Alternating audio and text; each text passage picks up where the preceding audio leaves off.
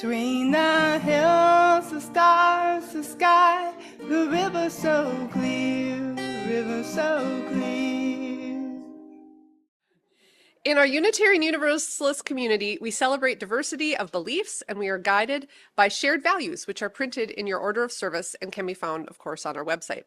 This congregation is a place where we gather to nurture one another, to be supported on our life journey, and to put our beliefs into action through work in our communities and the broader world. My name is Marnie Peel, and I am involved in general in this community, figuring out Sunday services and contributing wherever I can. And I'll be facilitating this morning's service.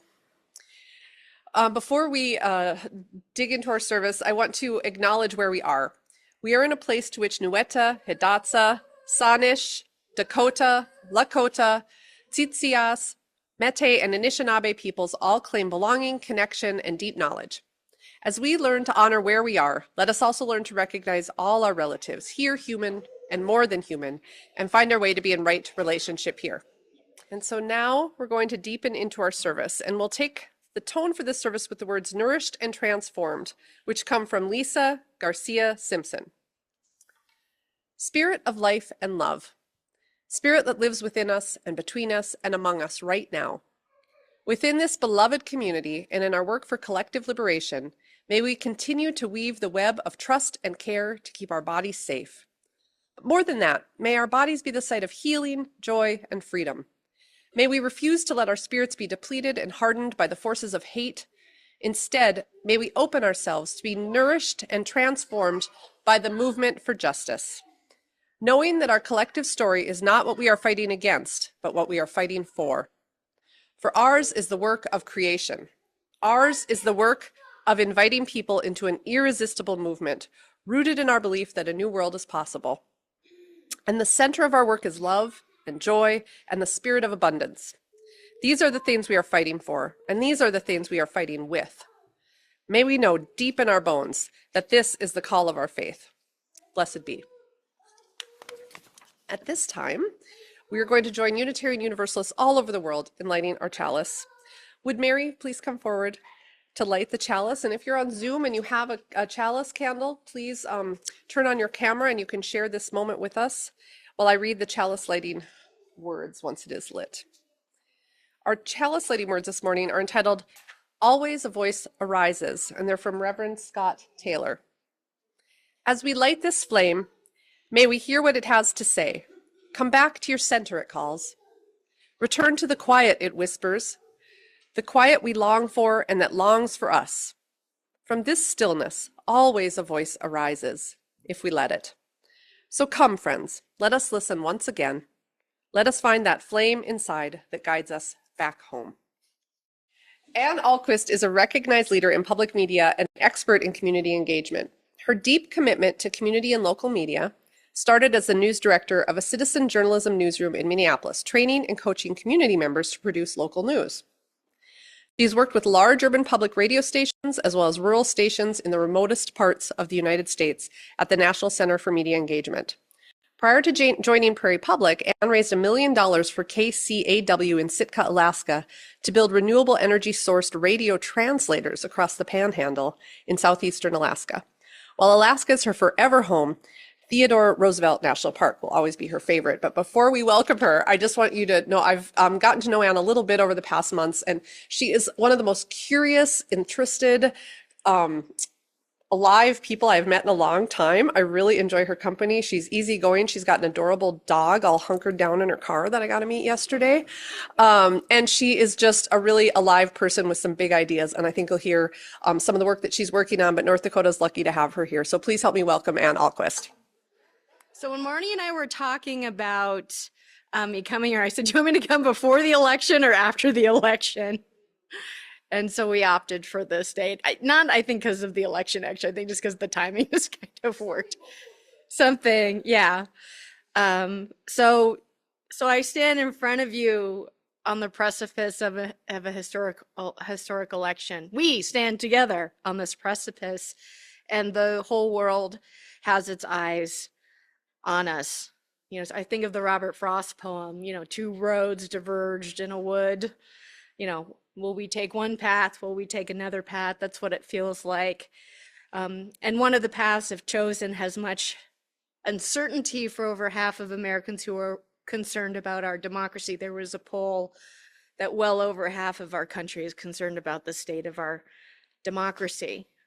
So topic is transformation. We're in the midst of a transformation nationally.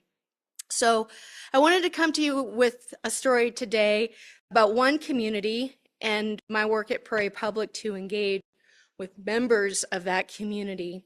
I hope it uplifts you because it's uplifted me. It's been very inspiring for me to spend time in that particular community. So I'll just start off with a little bit with the personal anecdote about why I'm such a fierce localist. Some people don't like it when I say that, but I think it's very appropriate because we have so much nationalization of our politics. And I think our localism, I think being a passionate and fierce localist is something that we should hold on to. Bill Moyers, who's one of my heroes, spoke at a conference many, many years ago in 2007. I drove to go hear him speak, and he talked about freedom. He said, the moment of freedom is this. It's the moment when you realize someone else has been telling your story, and you take the pen from that person's hand and you start writing it for yourself. And I really do believe that. So I have always been a catalyst for community building long before I knew any of the jargon, any of the vocabulary to describe it. So when I was 10, I organized a pack of my girlfriends to go visit a classmate. And he lived about 5 miles away in the middle of a field. Literally, his grandfather was a very successful farmer, and he lived there in like this farm mansion. The only reason we really knew it was like a farm mansion is he would brag about it in class every day. So I always wondered, like when I reflect on this, why did those girls like pedal after me to go on their bikes to this classmate's house? Because it was summer, there was nothing else to do. Maybe he was a guy who was just like, he was super charming. And they had crushes on him, but maybe, and I like to think that this is true, we just had this like really intense, strong bond of friendship. I mean, if you didn't invite one of these girls to your birthday party, I mean, you would hear about it from your parents. Like that was the level of community where I grew up. So I recently saw these girls, now women, at a class reunion. It was like no time had passed. We were giggling like we were back in 5th grade, planning our little adventures. And we had built a community over time. We tackled problems large and small as we were growing up together, like word problems. Remember like word problems in school? This is like the bane of our existence. But we'd like come together after school and we worked together on these word problems. It was just like torture. But there was just something about coming together and doing it together that lessened the load, the torture of doing these math word problems. So a lot of our community building, much like the work that you do here every Sunday, it starts with these friendships. You find yourself in a classroom or you find yourself in a group like this. I love your story about going to Vermont and attending the congregation there and how it made you feel part of something greater, but it also made you want to come back to your own local community as well. I thought that was really touching. So these friendships start on the first day of school, and by the end of it, like you're in a gang. I mean, we were like in the best sense of the word, like a gang. And I even remember I went to go visit our old landlords who we rented a house, our second house. We literally moved down the street from number 14 to number 40. And I was on the phone with someone and I got off the phone. She said, "You were naughty girls, weren't you?" Because we were reminiscing we were in a good way, in the best way possible.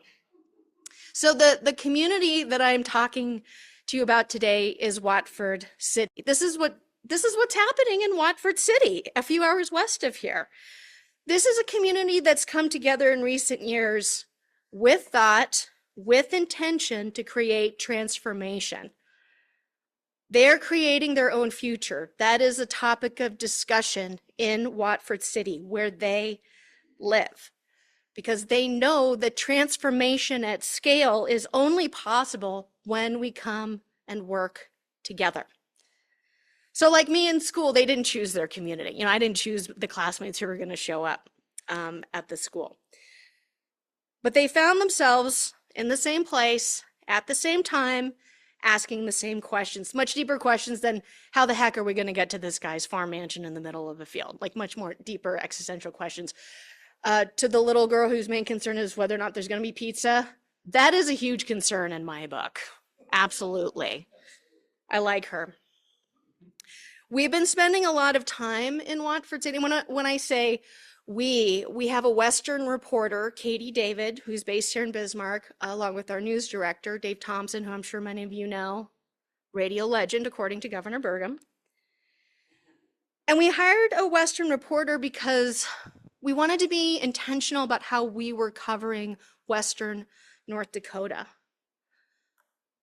We didn't want, I say we, the royal we. When I talked to Dave about this, you know, why have a Western reporter? Why is this important? And we talked about the nationalization of local issues and local conversations and why this was important. Because we do need to tell our own stories. Prairie Public is a nonprofit.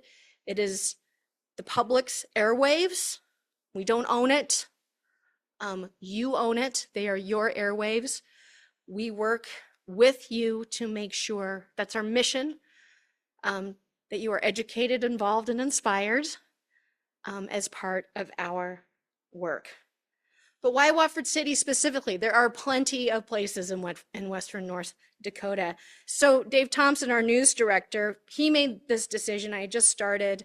He said, let's do Watford City. And it was very simple about why he thought we should be spending a lot of time there. It'd been a while. It'd been a while since Prairie Public had been in the oil patch and covered Watford City in any depth since the oil boom. And this would be a great exercise to get to know the community in those years since then.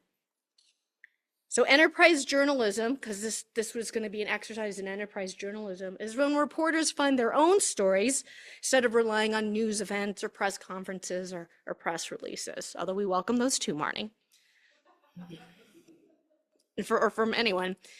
So I knew Watford City had been transformed by the oil boom because Prairie Public actually had gotten a large grant, $100,000 to cover it. It's called Black Gold Boom, which included Watford City. And you know, when I first went out to Watford City, one of the things I actually was saddened to hear from people, they felt that this reporter in Prairie Public's name had come in with this narrative already in place about the impact of the oil boom on their town and was interviewing them as if they were characters in this carefully staged play with an outcome that he had determined. And that is not enterprise journalism.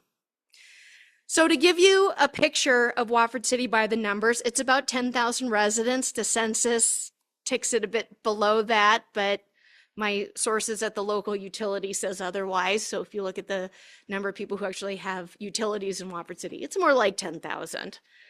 The unofficial tagline of Watford City is "the local is the minority," meaning a lot of residents aren't from Watford City.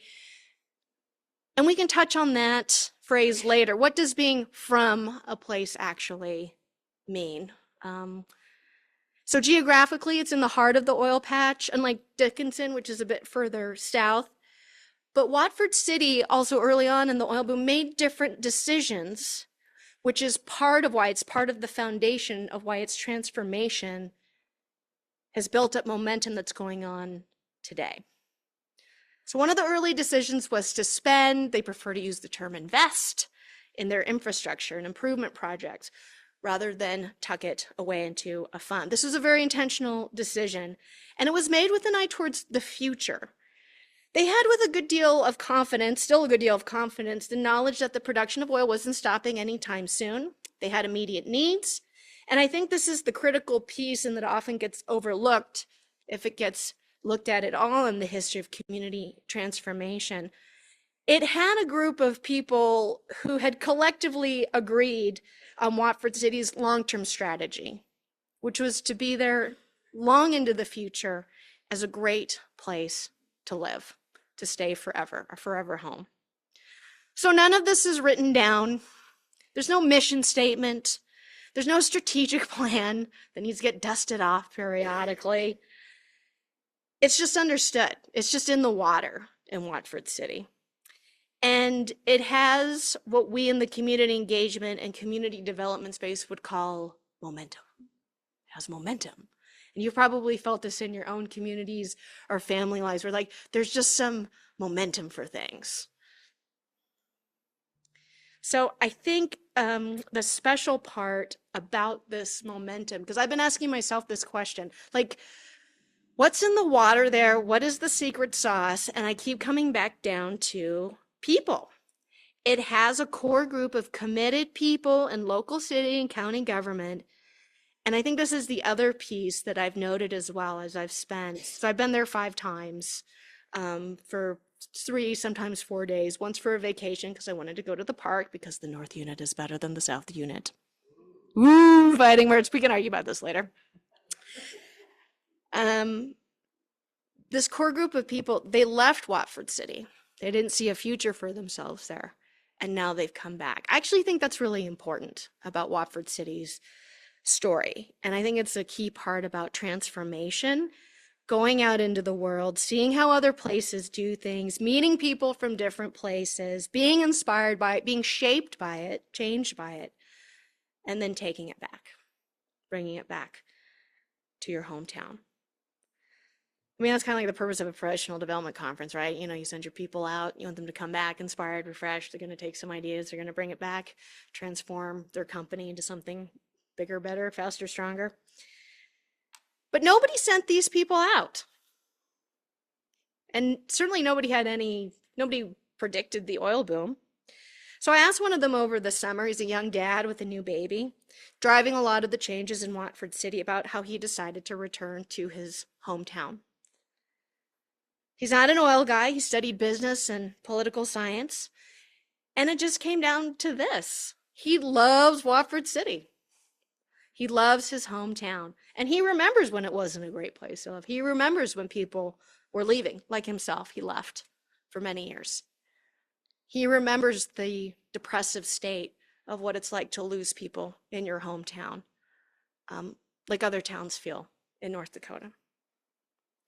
So I remember meeting him for coffee, and this little girl came running up to him, and it was his niece. She'd noticed his car outside of the coffee shop and asked her mom to stop so she could come in and say hi. I mean, who doesn't want to live in this town? Who doesn't want to have their niece or their nephew or their friend or their whoever? I lived in a small town on Baranof Island called Sitka, and that's the kind of place that Sitka, Alaska is like as well. I was fortunate because my partner was born and raised there. You know, his parents are recognized philanthropists and very successful business owners in Sitka. But it's just the kind of place where, I mean, just people do that. It's just in the water. Literally in Sitka, it's in the water because it's an island.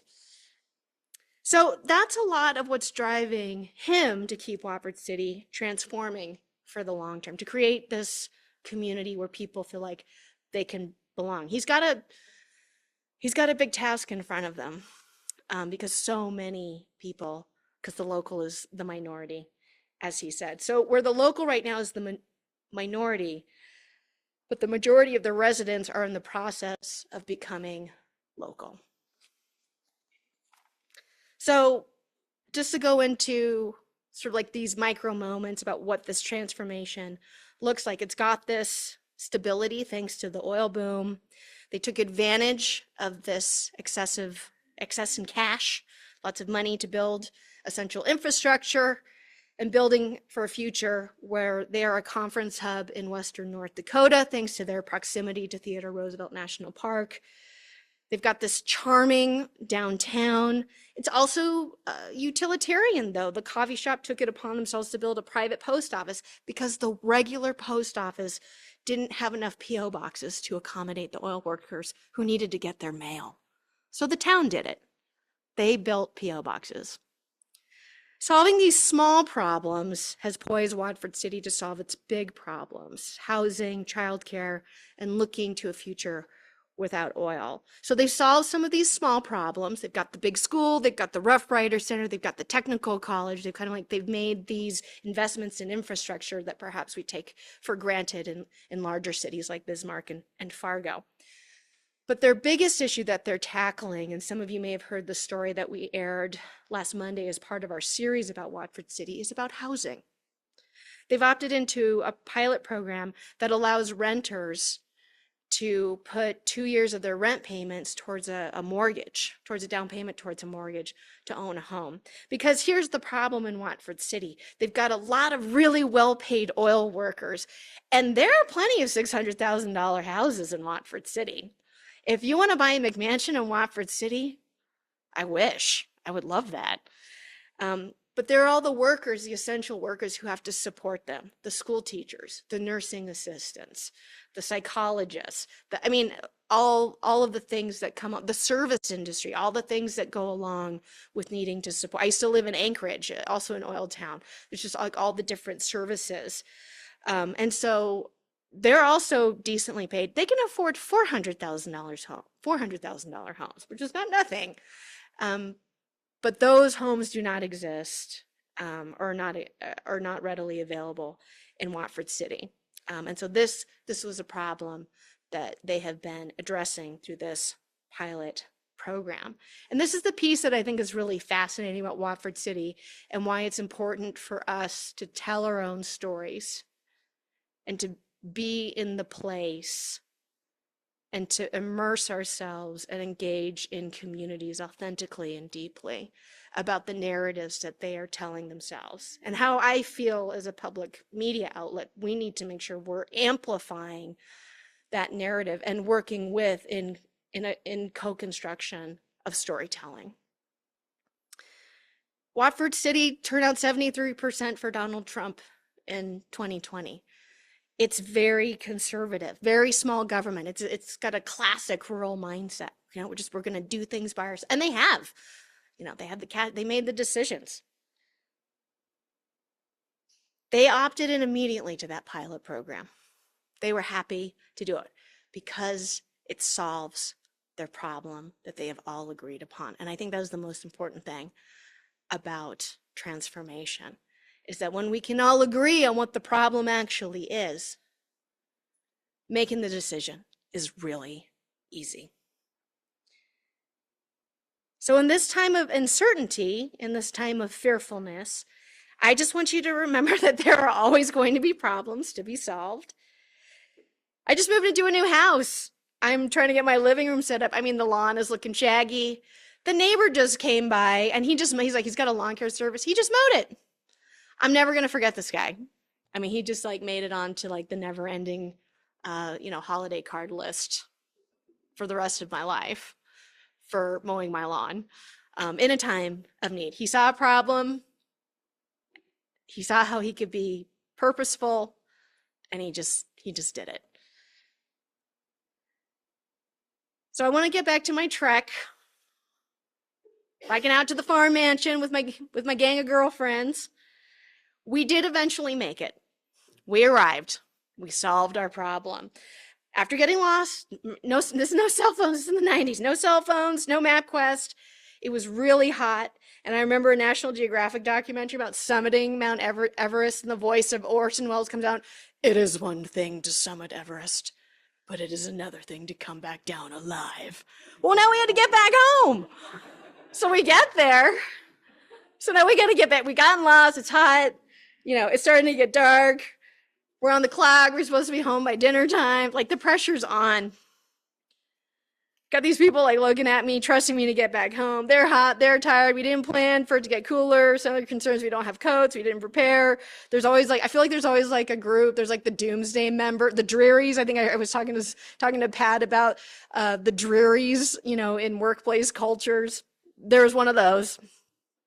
So our parents were just about to get in the car and come and look for us when we showed up. Dusty, tired, very hungry. So I tell that story, which can be seen as a childish adventures of a funny moment in the life of feral rural children. But I also see it as an important moment of my transformation, when I realized I could be part of a group. I could work together, I could lead, and we could solve this problem, achieve this goal together. And that's got to come from inside of you. And when you're able to pull people around you in pursuit of this common goal, that is when you become a force. And that is the greatest feeling in the world. So thank you for having me this morning. Before we extinguish the chalice, I'd like to do a reading from Kristen Green. I was surprised that we didn't have any more joys and concerns about the election, but maybe we're just so deep in our hopes, our fears, all those things. So that's what this is about. We pray for our country's leaders. May they lead with justice and fairness on their lips. May they hold in highest esteem the value of human life and liberty. May they never forget those who elected them, nor those who did not. Many of us are worried, anxious, afraid. Who will uphold our basic human rights? Who will protect us from rollbacks on liberties? Who will lead us through the shadows? Who will remember us? Spirit of life and love, holy presence, all around. Embrace us with your wisdom and peace. Surround us with reassurance. Fill our hearts with purpose. Empower us to do what is right. May our hearts be expanded as the time comes for us to comfort each other. May our minds be charged with creativity as we find our way forward. May our bodies remain well so we can travel to our state capitals or the line at the abortion clinic to escort someone to safety. May our spirits be guided by our values. May our lives speak, be they gentle and angry or loud and clear. May we remain united in our mission as people of faith to connect deeply, grow together, and serve one another. Blessed be, may it be so.